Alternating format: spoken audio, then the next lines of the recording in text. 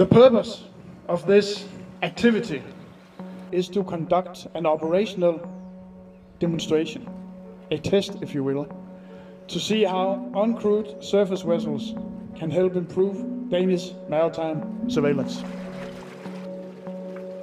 Helt grundlæggende så skal vi jo forøge forsvarets kampkraft på grund af den sikkerhedspolitiske situation. Og det gælder også på det maritime område. Det vi kan her med ubemandede fartøjer, det er, at vi hurtigere end at bygge store krigsskibe, der kan vi hurtigt få fartøjer i vandet, og vi kan hurtigt få en bedre overvågning, end vi har haft tidligere. Fartøjet er altså udrustet med forskellige sensorer, der giver et situationsbillede. Fartøjet står ikke alene. Det skal ses netop sammen med, hvad vi har i forvejen. Kystradar og den slags ting der. Men det lukker simpelthen nogle huller og giver os et bedre situationsbillede. Jeg ser sejldåden som et eksempel på en ubemandet kapacitet, som jeg helt klart forventer bliver en del af det fremtidige søværn.